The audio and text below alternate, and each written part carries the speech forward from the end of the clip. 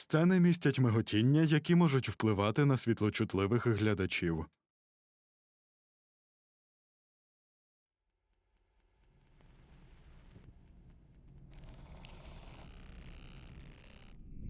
Ми їм покажемо. Ми всім їм ще покажемо.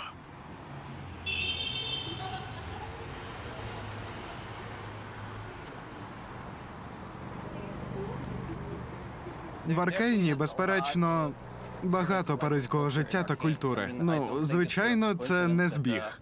Багато в чому Пілтовер схожий на Париж. Усі речі придумані так, щоб бути функціональними, але також витвором мистецтва. Гадаю, це дуже у французькому дусі. Так, от в цьому місці, от саме там, кілька років тому ми проводили Worlds. Було круто, що й так близько до нашої студії, тож ми відправили туди кількох людей із Фортіш, і це було чуттєво, нарешті поділитися цим з ними. Так, вони були фанатами історії та персонажів, але також варто відчути цей захват довкола гри. Ми відразу побачили, що це всесвітньо відома гра, і шанси зробити щось дуже непогані. Для нас Аркейн став чудовою можливістю показати глядачам, що ми вміємо не лише створювати трейлери та музичні відео. Все починається з радісного, пристрасного наміру зняти фільм чи телешоу, а не лише з боку маркетингу. Чи впевнений я? Не знаю. Сподіваюся, люди будуть здивовані. Я думаю, що усі учасники проєкту хочуть довести щось тим, що ми робимо. І я твердо вірю, що потрібно знайти когось, хто ладен пускати кров за свою справу. Не думаю, що в іншому випадку хватить сміливості, якщо не буде чим ризикувати. А треба чимось ризикувати, щоб те, що ти робиш, стало впливовим. Аркейн. Переправа до ущелини. Частина 3. Цикл ключових кадрів.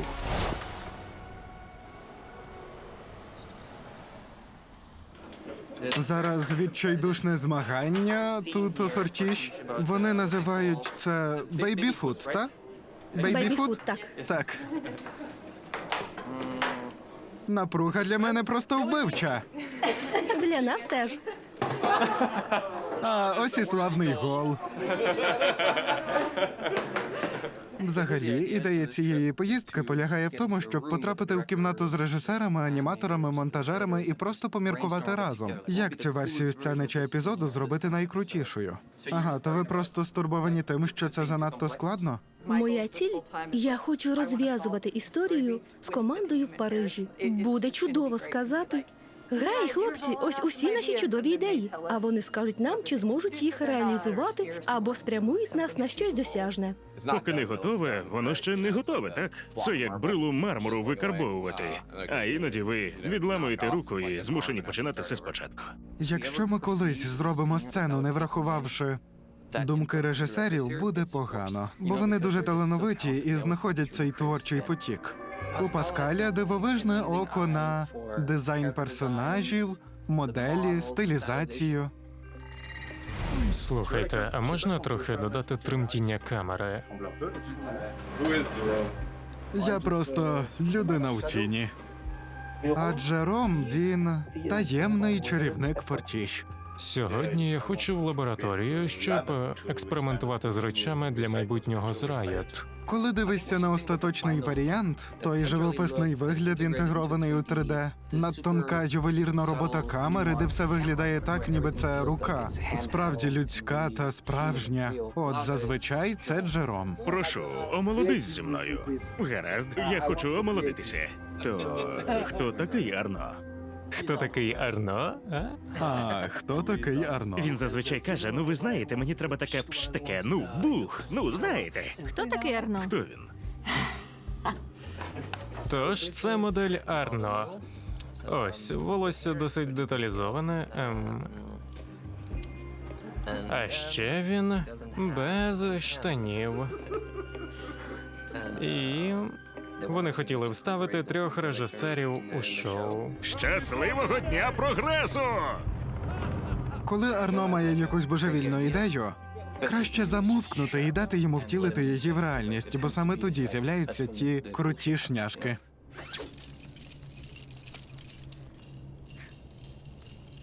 Мені сподобалося, що вони додали їхні дитячі версії. Про таке ми й не думали там, у кімнаті. Але це додало такого рівня емоцій між ними. Це наче як «О, а тепер здається, що вони можуть бути закохані».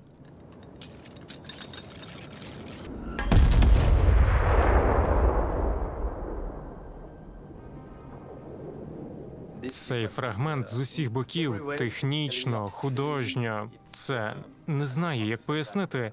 Це дійсно шедевр всього сезону. Так, цей конкретний момент для мене є поєднанням. Знаєте, гекстек — це мистецтво та наука. І гадаю, це саме те, що я відчуваю, дивлячись. Я відчуваю науку, силу, я відчуваю енергію, але разом із цим і красу.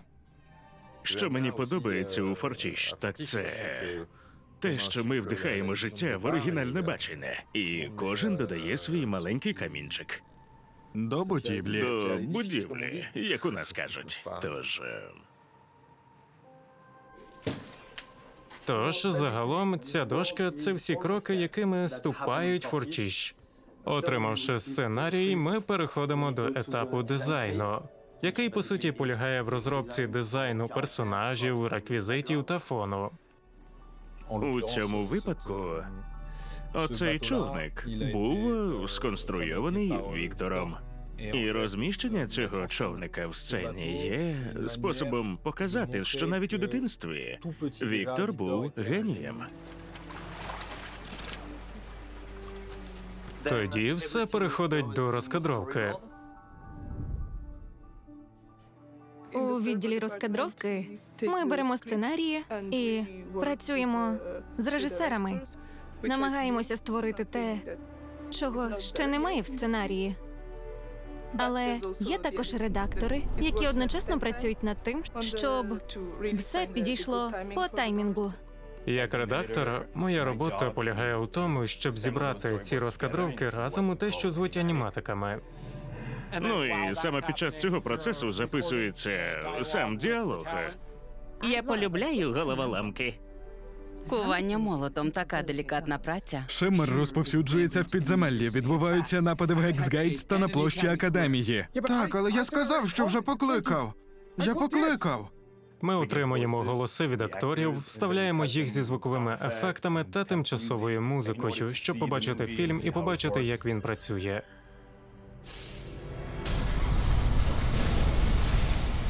Ми дивимося повну анімацію розкадровки з акторами озвучення.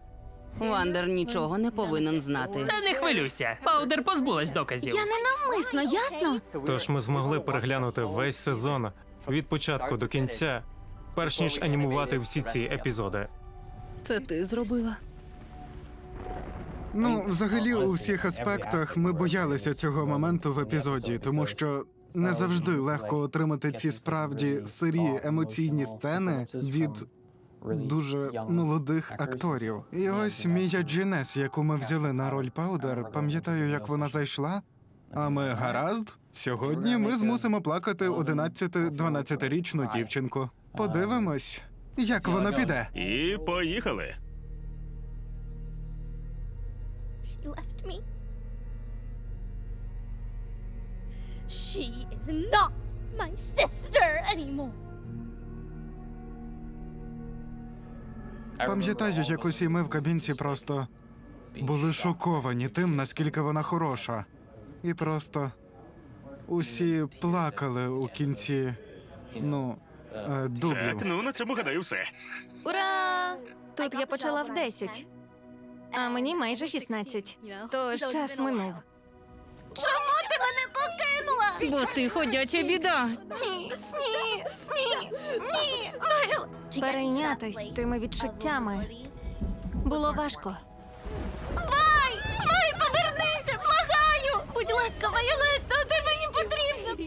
В мене є молодший братик, який мій найкращий друг у всьому світі. Ми засмучуємося, коли не бачимося більше 3 днів.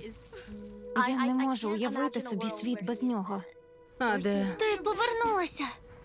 Думаючи про те, як би це було, якби щось трапилося, що призвело б до того, що ми не були б разом. Саме це й спровокувало мої почуття вийти назовні. Я просто хотіла допомогти. Я ж просто хотіла допомогти. Я просила тебе не лізти. Кажучи про сім'ю, це ваша кров. А як не маєте сім'ї, то що ви маєте? У тебе добре серце.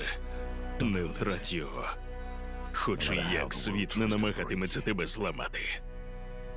Коли ми почули голоси, ми подумали, ах, можливо, ми отримали щось справді особливе, щось набагато чуйніше та набагато глибше з точки зору акторської гри.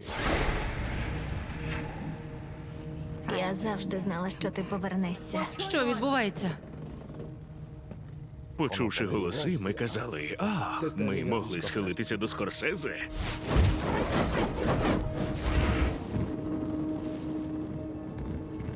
Голоси головним героям було вибирати страшно, бо ти не просто створюєш нового персонажа. Це було о, так, є десь 6 років. Сотень мільярдів мільйонів людей, які мають дуже конкретні очікування та думки щодо цих персонажів. Тож не налажайте. Вау, дуже нудно. На Джинкс ми найбільше часу витратили.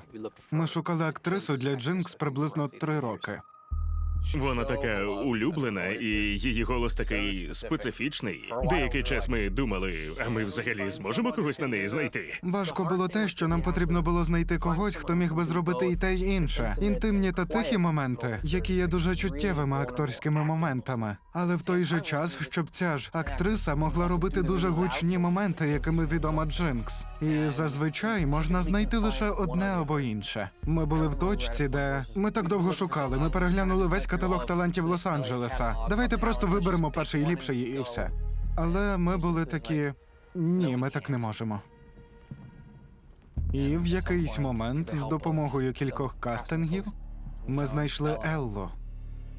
Привіт. Це наче перед нами золоті ворота прочинились. О, хто тут у нас? Рятівник. Я відчула цей глибокий зв'язок із нею через співчуття, з мотивів співчуття. Так, вона жахлива людина, робила всі ті жахливі речі. Але чи справді вона жахлива? Не знаю.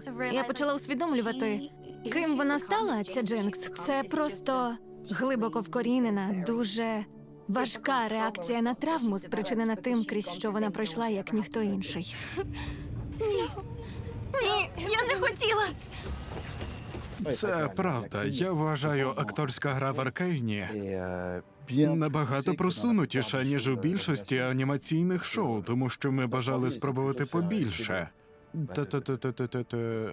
А інколи кастинг акторів навіть впливав на дизайн персонажів та їх особливості. Паралельно з розкадровками ми працюємо над фоном та реквізитом персонажів.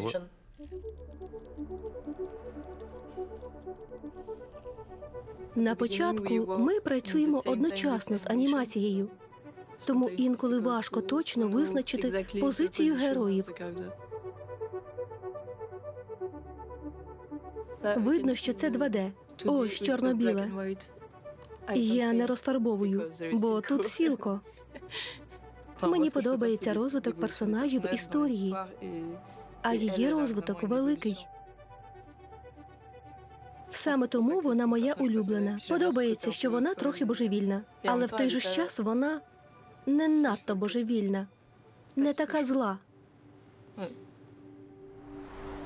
Тож у нас є дизайни, а потім ми просто створюємо їх у 3D. Так, це дуже просто пояснити. Ось, ми створили атласні рукавиці. І найважче було те, що є багато крихітних частин, які працюють разом. Перш ніж він потрапить до відділу рігування, спершу ми повинні переконатися, чи все працює. Наприклад, усі крихітні детальки, які ви тут бачите. Усе розроблено, щоб воно працювало саме так. Частково це приємна робота, а частково досадна. Ось. Насправді дуже весело створювати всі ці складні деталі, як от та сама нога та стопи Віктора. Усі ці дивні металеві деталі, що зростаються з тілом. Це був дизайн для рук. Тоді я змоделював щось таке. Потім віддав це у відділ текстуру, і вони розфарбували його, що воно виглядає ось так.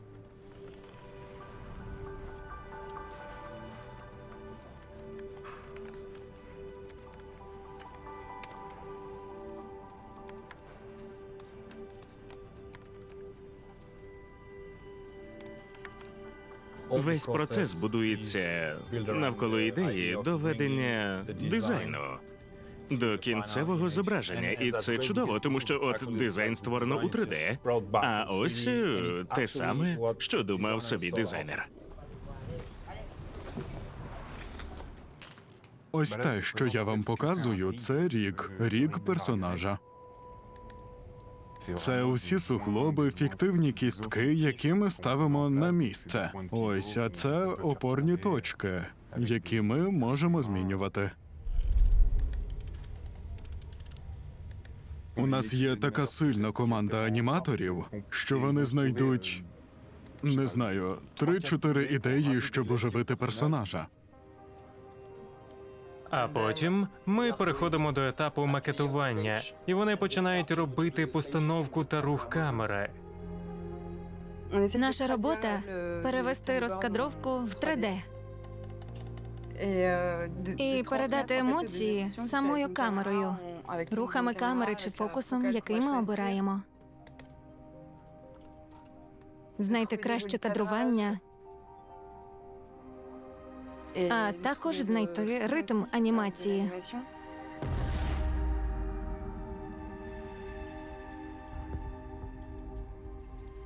А потім переходимо до анімації.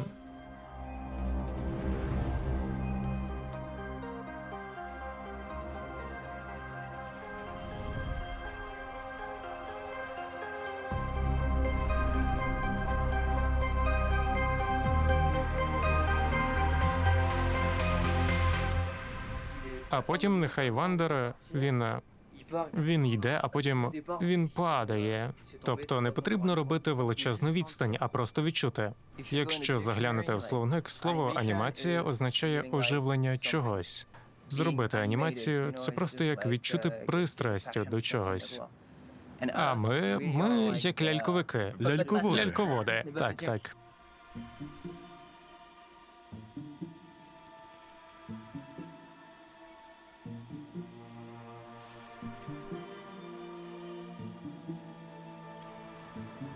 Жодного захоплення руху. Жодного? Ні.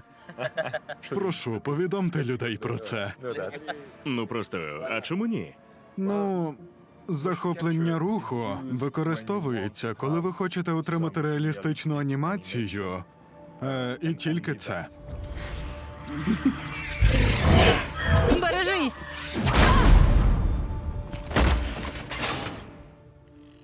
Анімація ключових кадрів спонукає вас зрозуміти, що відбувається в тілі, як все працює разом, щоб отримати відчуття природної та правдоподібної анімації. Так, А також це стосується стилю шоу. Це напівреалістично, але не повністю реалістично. Ми намагаємося зберегти щось ручної роботи. Анімація це наче акторська гра персонажів. Справа вона у видовищі. Коли я побачив стиль Аркейну, я подумав, хочу спробувати такий тип анімації, тому що він дійсно відрізняється від мультяшного стилю, з яким я працював раніше. І після такої тривалої роботи в галузі я хотів кинути собі виклик. Чесно кажучи, Екко – це той персонаж, якого я хотів би побачити, коли був дитиною. Еко?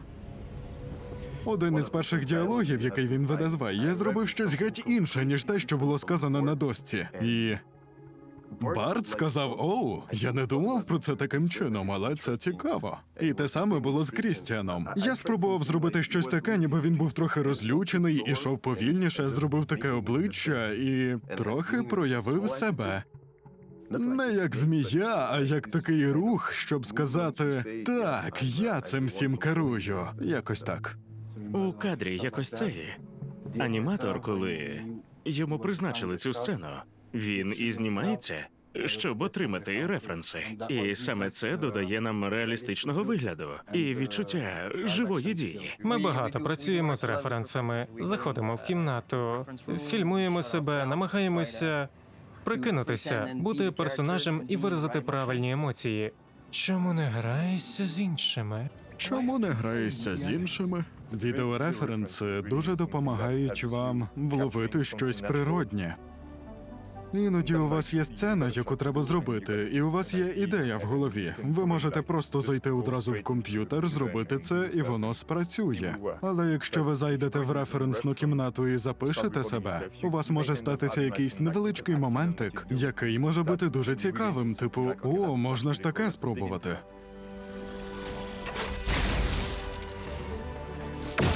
Нагадай нам, що ми тут забули? А вже ж я не відмовлюся від такої чудової пропозиції.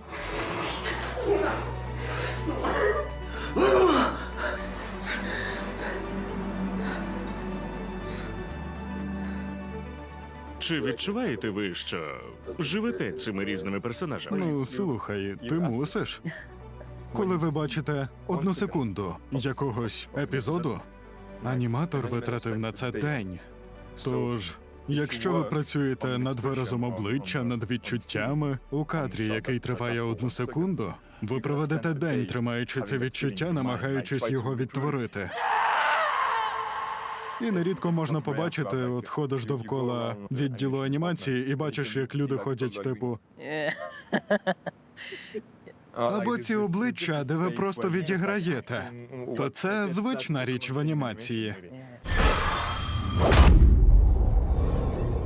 Я дуже хотів бути частиною, особливо цієї серії. Є багато божевільних сцен, але ця була для мене най-най. І коли я почув, що працюватиму над цим, я наче дрімав.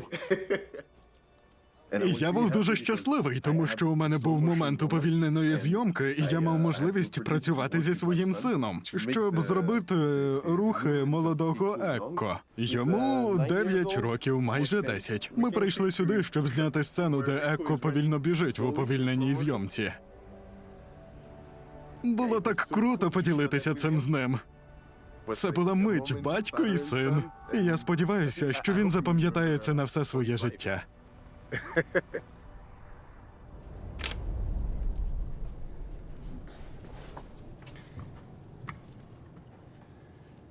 Тож поки що експериментую лише з малюнками. Ну ось будемо перевіряти. Глюки ми малюємо безпосередньо на комп'ютері. Але ось для цього ми шукаємо інший вид процесу, більш реалістичний. 2D-ефекти дуже специфічні у Fortiche. Знаєте, це торгова марка Fortiche. Створення 2D-ефектів в 3D-анімації. Вони просто схожі на традиційних аніматорів, створюючи ефекти кадр за кадром. Отже, ми маємо силу, яку створює Джейс своїм молотом. Я от малюю кадр за кадром і шар за шаром. Але часом дуже важко стежити за рухами камери, які дуже цікаві. Такий знімок дуже важко зробити, адже за камерою трошки важко стежити. Здається, я працював над цим близько 3 тижнів.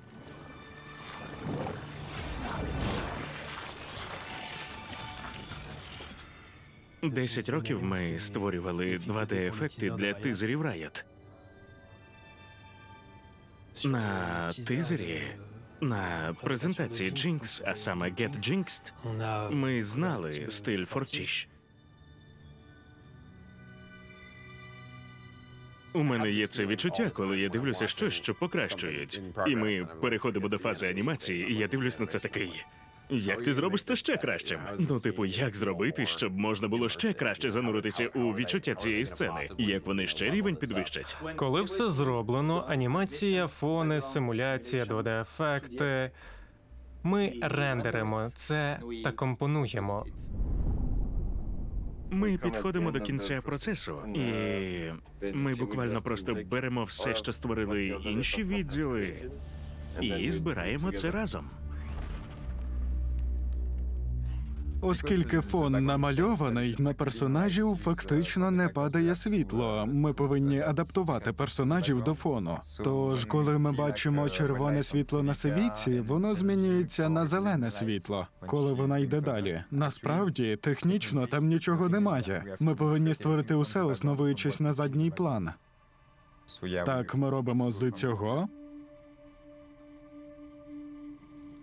Ось це.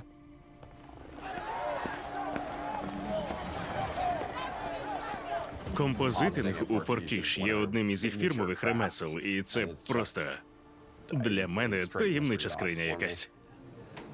Як вони малюють світло? Я не можу сказати. Не те, щоб я щось приховував, але частину процесу я навіть не розумію. Я не знаю, чи можу вам показати. Секретний соус. Так, це таємниця. Спосіб освітлення – це дещо інше. В нас у Фортіше свій особливий спосіб. Але це так просто, що коли ти знаєш трюк, то кажеш «от лайно». Так просто. Це не магічний трюк. Це просто митці та люди, які роблять прекрасні речі. Там справжня магія. Повсюди.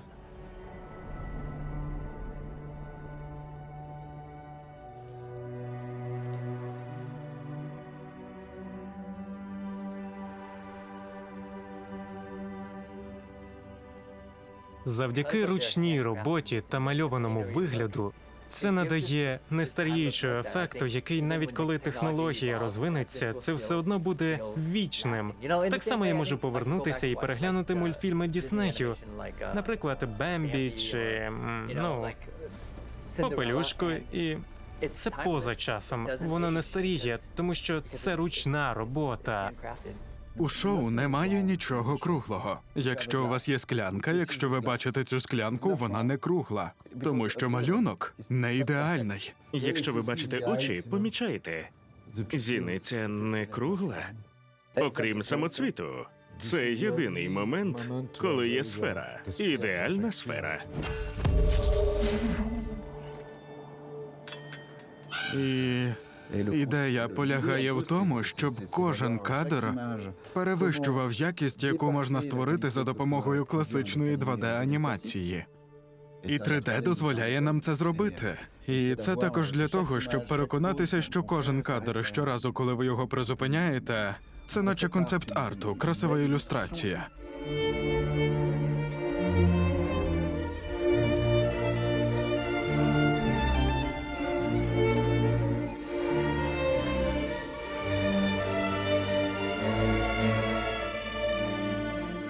Відбувається розповідь на кожному етапі, на кожному рівні. Алексе, по той бік океану. Доброго ранку. Доброго ранку. Очерея, це був чудовий початок. Чи можуть другі скрипки зіграти це трохи м'якше? Я ніколи раніше не працювала над шоу, де музиканти були такою невід'ємною частиною всього. Це у нас музична команда, вони написали усі пісні. Вони витратили 3-4 роки на музику для цього шоу. У кожному ТВ-шоу іноді ви отримуєте 3-4 тижні на епізод, щоб зробити музику. Я б сказав, що Аркейн – це усі м'язи, які ми разом виростили як компанія, і включаючи створення музики. Я вважаю, що те, що ми робимо з музикою в першому сезоні Аркейну, ще ніколи не робилося в шоу. Крапка. Аркейн. Переправа до ущелини. Українською озвучено кланом Кайзоку. Переклад Клаптик. Озвучували Совеня, Аределька, Клаптик, Ловка Міко, Реджис та Фанат 22012. Зведення звуку Фанат 22012. Дивіться також анімаційне шоу Аркейн в нашій адаптації.